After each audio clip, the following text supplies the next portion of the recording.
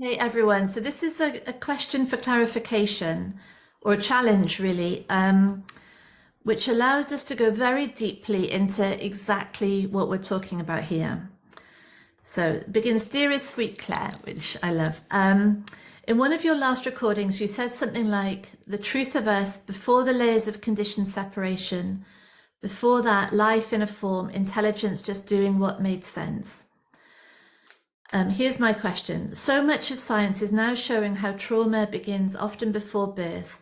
A fetus is taking in so much from the mother, all her fears, traumas, etc. This can even change the DNA and start the process of potential disease that will manifest years later. So are those statements true? If so, when were we just intelligence doing what made sense? If trauma, fears, etc. were already informing the body-mind system and already stored in the tissue cells, then was there ever just life in a form and intelligence just doing what made sense? Now, this question, the way it's written is creating judgments, isn't it? It's saying there is a way for the form to be that is not intelligence. But what we're considering is that there's only intelligence. That's all there is. There's only intelligence animating a form, and based on the conditioning of the form, based on the limitations of the form, that combination of intelligence and apparent restrictions of form is the only thing that makes sense ever. So, and it might seem really nitpicky this, but actually it's really important, and it opens up a huge area for us to explore, which is that the only thing that is really our focus is from a conditioned or a conscious mind that is lost in belief, lost in it, lost in the dream, lost in a absolute belief that how everything appears, that the mental narrative, the interpretation, the judgments, the conscious mind lost in identification with all of that is our confusion, isn't it? That's our human confusion. And it doesn't really matter what the conditioning is, what the trauma is, what's gone on, what the limitations are. The issue, the confusion is that belief in individuality, in reality as it appears, in an objective self, in an independent objective world. Because conditioning is happening all the time. So the listener is pointing out conditioning is happening in the womb. Yeah, of course it is. And of course it happened generations before to shape the egg and the sperm.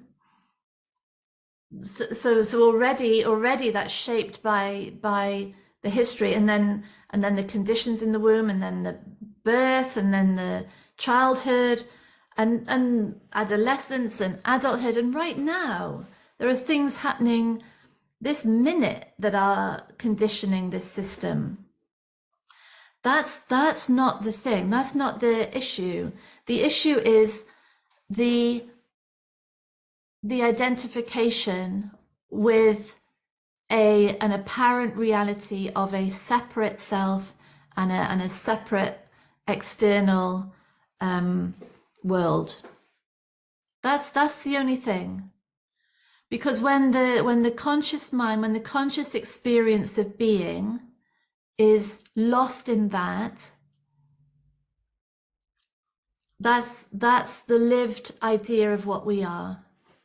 There's all experience then, all conscious experience is coming from a a total conviction in the identity, in the way the world appears, in what looks necessary to protect and defend.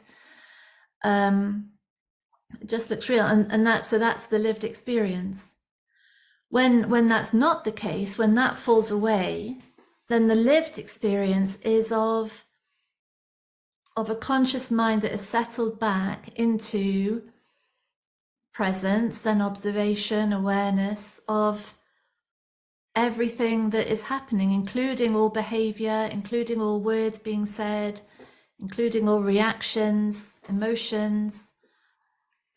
And that's the interest, that's the shift that's interesting. We're not really interested in saying this bit of conditioning has to go, this bit is okay, because it's all conditioning, and the identified mind that is trying to judge to judge its own program. It can't. It hasn't got that level of separation or objectivity, which is why we keep saying, forget the behavior, really. The behavior will sort itself out. The words will sort themselves out. The actions, the relationships, the money, it will all sort itself out. The key thing is who we are. What are we? Because as long as the answer to that question is the content of the experience, I'm like this, I'm this, I've got these roles, I've got this job, I'm from this background, I've got these children, I've got this bank account, I've got this house. As long as that looks like what I am, then everything is judged through that lens. The whole of life is experienced through that lens, and it creates a reality. And what we're interested really is the whole is the whole system starting to operate from a foundation of truth. Because from that foundation there will be things that no longer make sense. Or equally, there will be things observed in the way of reactions or patterns or tendencies or abilities or disabilities that will be observed without identification, which is the freest possible space of observation. From that space, now we're just dealing with the form of things. So a trauma, say, yes, can change the DNA, as the listener says, and start the process of potential disease that will manifest years later. Yes.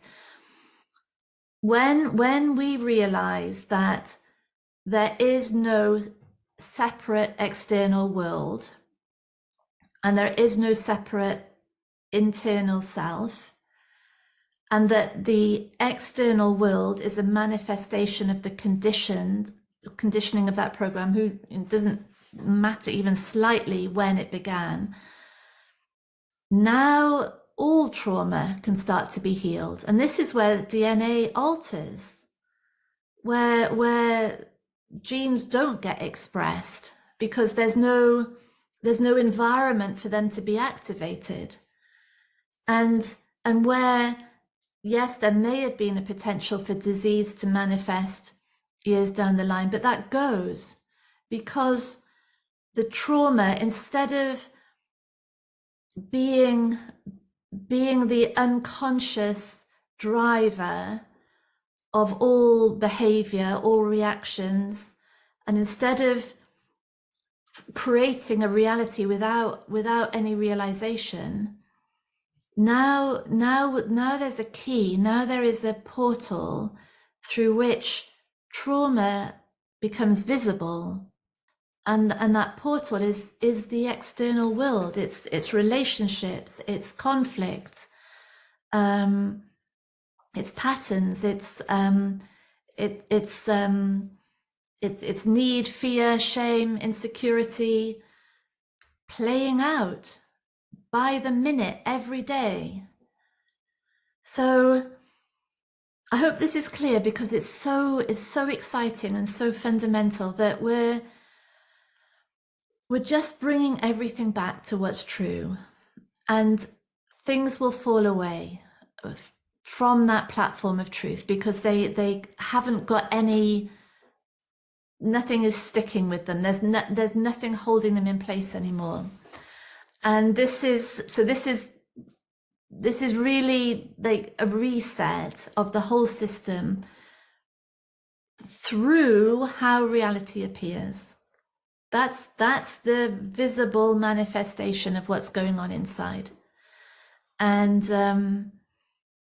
yeah, and so from that impersonal view, there is absolute freedom to investigate and explore and bring more to the surface and allow healing.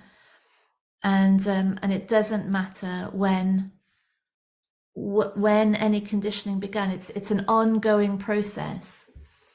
But now, instead of that lens of trauma projecting out and essentially creating a reality that re-traumatizes the system, now the suffering is saying, okay, there's something here to be seen. There's emotions here to be had. There's a truth to be observed here, and that's where it's at that point of real source accountability, of inquiry, of allowing, of presence, that that what reality is starts to completely change. It's just a gift of healing. That's all it is. Yeah. So thank you. It's only intelligence. That's all it is. Yeah. Lots of love. Bye.